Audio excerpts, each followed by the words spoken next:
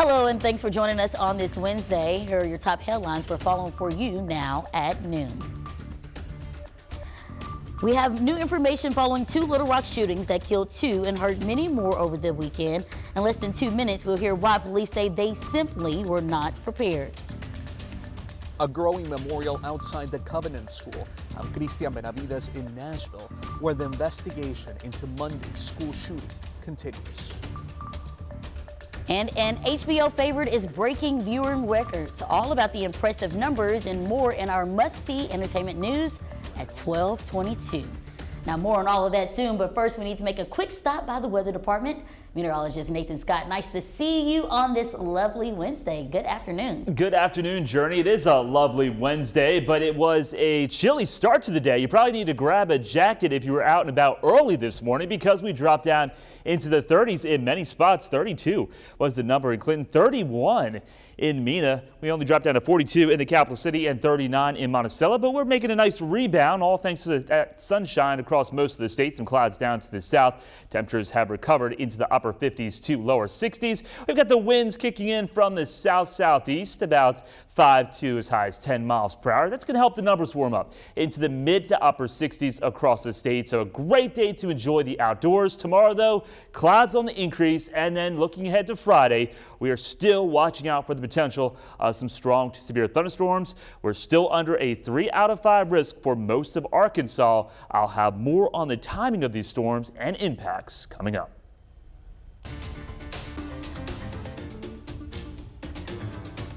Thank you, Nathan. Well, in a THV 11 update this afternoon, we have new details regarding the deadly Little Rock shootings on Sunday night. For the first time, we are hearing from police that they were understaffed as hundreds of people came from outside Little Rock that night.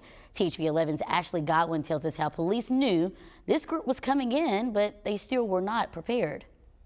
We're not going to allow anybody to come into the city and take it over, regardless of how many cars are on the streets. At the Little Rock Board of Directors meeting, LRPD Assistant Chief Andre Dyer explains what led up to multiple shootings on Sunday. From what I understand, we had to clear the park of about 1,000 vehicles. Chief Dyer says LRPD was aware of the possibility of a Sunday Fun Day, a term used to describe a caravanning event.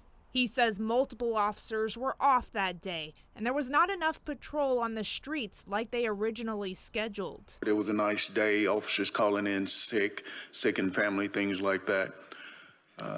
So the things that we had in place for that weekend was just simply not enough. That evening, police got the call of the first shooting that happened near Asher and University. A woman said her car was hit with multiple bullets. She had a child in the car with her. Moments later, another shooting, this time near Asher and Adams Street. 7 people were shot. 2 of them died. There could have been a lot of lives taken out there on that night, but thank God the number of lives that were taken was limited, and I'm not selling that short.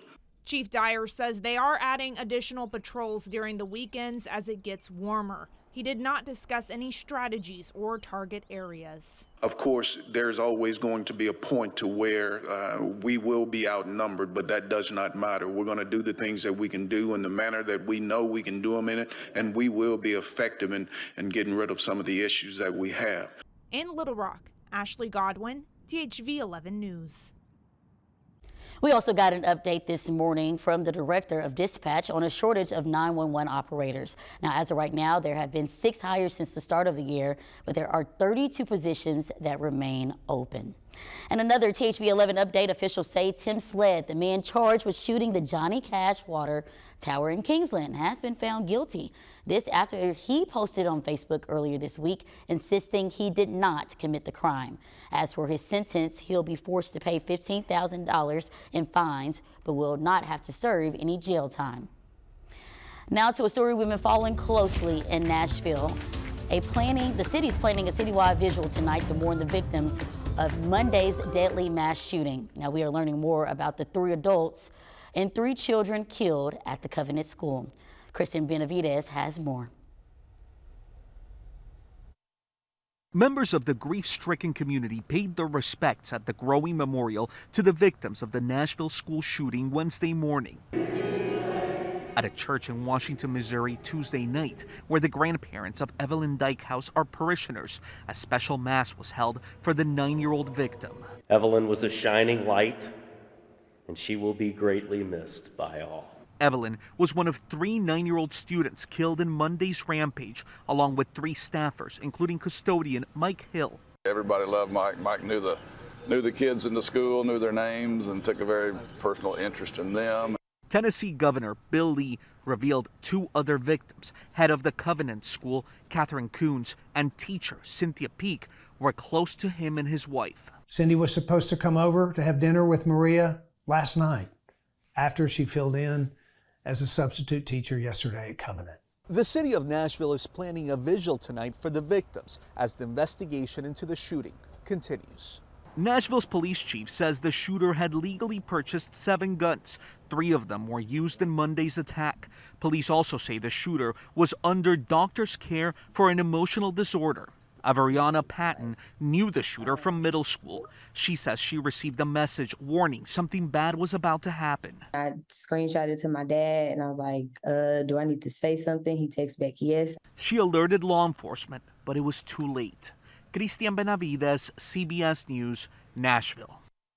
Now, police say the shooter's parents found 1 gun and forced the shooter to sell it, but they didn't know about the others.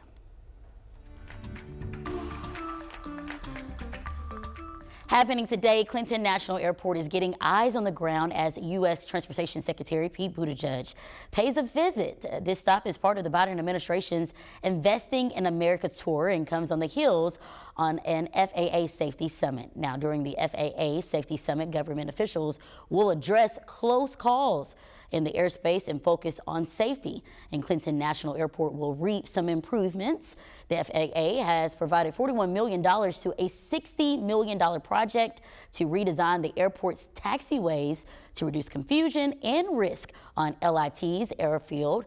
Now, while the trip will focus on safety, the Biden administration aims to tout job growth and the impact of the president's economic agenda. We've attracted $435 billion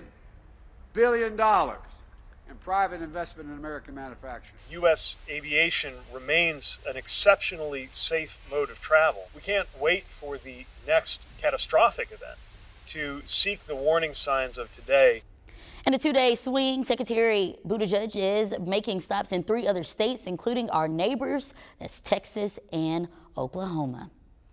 Now, we're almost to April now, and there's a good chance we'll soon get an announcement of a presidential run from former Governor Asa Hutchinson. Yesterday, he spoke to college Republicans in Des Moines, Iowa. He said events like these in March are helping him solidify his ultimate decision heading into a potential presidential bid, but he's making sure not to rush the process. And I've said very clearly that March is for messaging, March is for talking about the issues, April is for making a decision and the announcement. So there will be an announcement in April, so stay tuned for that decision. And April is right upon us, so we'll be back to Iowa, and we look forward to that announcement. Yeah, he's right. April is this weekend. Well, we know Hutchinson has hired a field organizer, which would suggest there's a good chance he'll make a push for the 2024 Republican nomination. Now, back here in Arkansas, another divisive bill is ready to be signed by Governor Sarah Huckabee Sanders. It'll make school and public libraries criminally liable for the distribution of obscene content. Now, when the governor signs it, libraries will be removed from an Arkansas law that exempts them from prosecution for distribution of obscene material. Supporters say the bill gives parents more control over what their children read, while opponents call it government overreach. Big changes are coming to Park Plaza Mall in Little Rock. Tuesday, the new owners announced their plan to revitalize the mall and turn it into more of a community destination. Second Horizon Capital out of Florida now owns Park Plaza and plans to make it a place for more than just shopping. Now, in a statement, the owners said they envision Park Plaza as a premier retail destination that provides the community with a compelling mix of retailers, entertainment, events, and programming. The Little Rock Regional Chamber hopes that will bring more people to the mall. When you look at a place that was all retail at one point in time, now becoming more than just retail, it gives people different reasons to come at different times. In our interview with our content partner, Arkansas Business, the owner said it's too early to say what is being added to the mall, but the new owners also say the mall will keep its current name. All right. Well, in the aftermath of traumatic events like the Covenant School, scammers tried to cash in on your best intentions. Just ahead, our Verified team shares ways to spot the scammers before you make donations.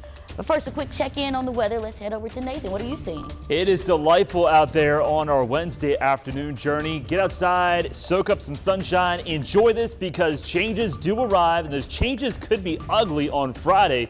More on this severe weather potential next.